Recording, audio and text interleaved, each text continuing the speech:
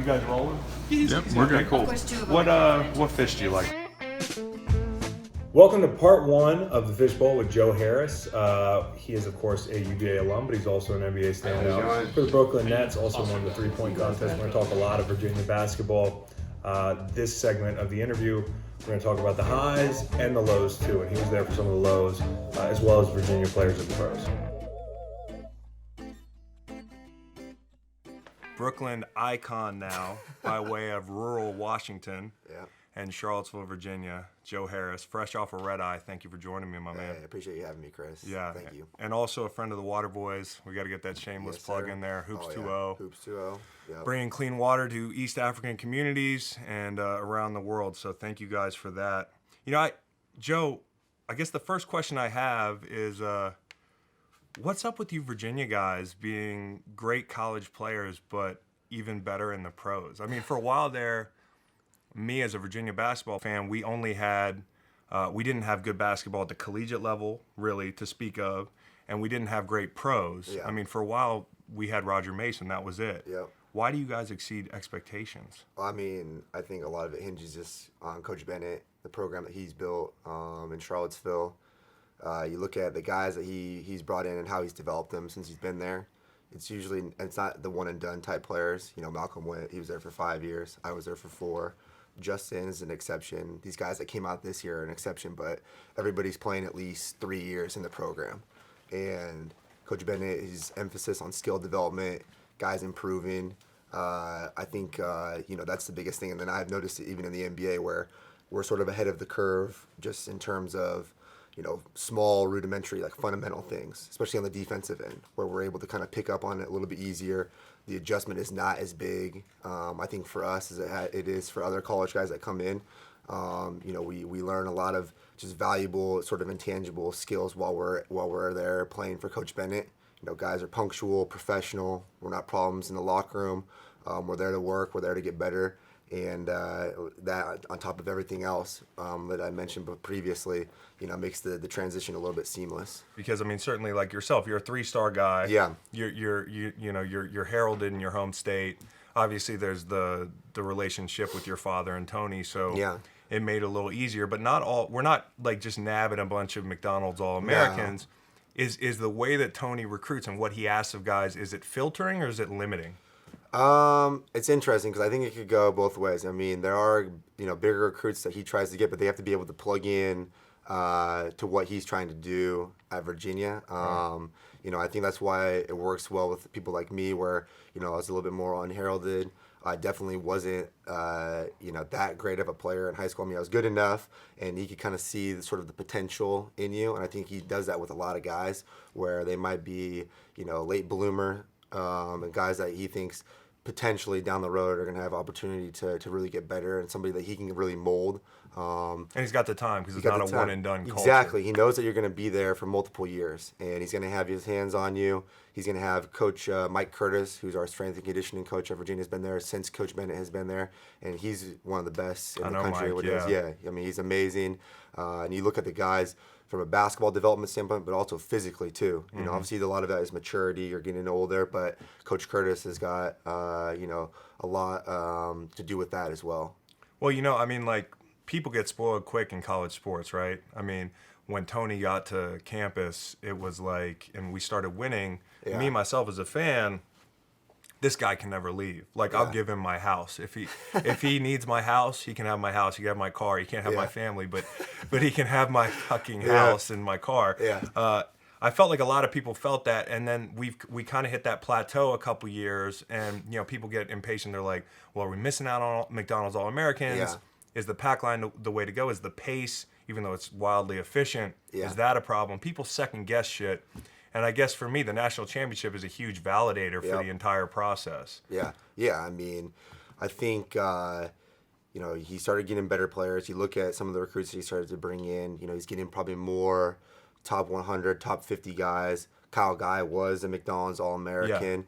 But, again, you still have the same sort of mentality across the board with them. Even though they might be better players skill-wise, they're still very similar. Like, when we go back, it's like all the guys are cut from the same cloth. Yeah. You know, we all get along with them really well because we're all very similar personality-wise. So although, you know, Malcolm, myself, a couple of other guys, probably not as big as recruits, we're all very similar and like-minded.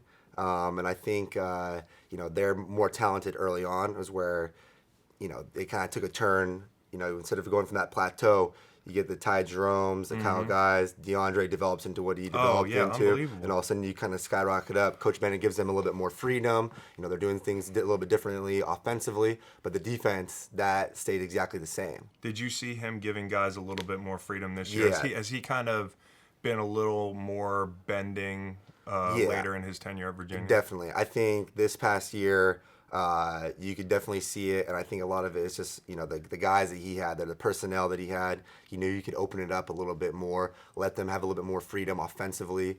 You know, you let guys like Ty create.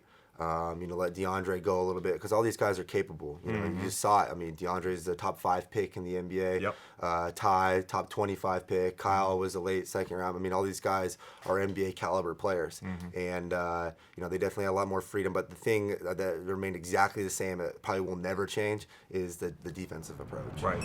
So Virginia basketball, I mean, since I was a kid, it was one of my favorite things to watch. I used to go to U-Haul. It's a historic arena that actually just got demolished here in Charlottesville. And now, you know, into the JPJ, John Paul Jones Arena era. We got the shiniest new basketball court. We have the best coach in the country in Tony Bennett. And now we have a national championship. And that was something that we could have only dreamed about in the 90s. I know that they were there in the 80s with Ralph Sampson, but we were an NIT team for a while there. And to go on this ride this year, after getting upset by UMBC, first team to lose to a 16 seed, to see them overcome a deficit in the first round against a 16 seed again this year, and everybody feeling like, hey, it's going to happen again, to being down to Oregon, to eking one out against Purdue. I mean, Diakite's play there, and Carson Edwards going off and us overcoming that, to the unlikely way that we beat Auburn, to really an all-time classic in the Texas Tech game, which I got to see in person.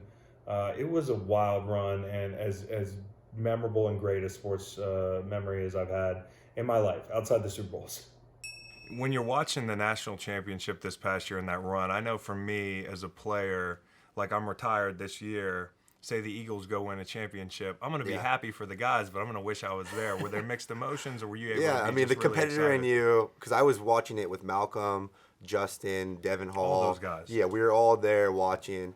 And, you know, part of us was like, I mean, obviously we're elated. You're so happy. And, like, we were all crying just for excitement, because, like, you know, it's a family. It's a brotherhood. We're all part of it. You know, I was telling you earlier just how, you know, frequently we talk with all the coaches and keep tabs with the guys. So that was special. But then also the competitor in you is like, I wish that I could have done it. You know, I wish I could have brought a national championship to Coach Bennett, to Charlottesville, to UVA. But the fact that they got one, I mean, that's what makes that tournament so hard, though. I mean, it's you have one off night. Yeah. I mean, and it was the Syracuse game years ago, and this year, I mean, they were able to overcome their nights off were early in the tournament. Their day off was really in the first round. Yeah, I down remember 14 to Gardner-Webb. I was getting a little nervous. They picked a good time. Yeah. I mean, with everything, you know, last year. Where were you for 16-1? Yeah, we had just played in Philly, actually. Yeah. And so we take a bus between Philly and New York. So we were on the bus driving back,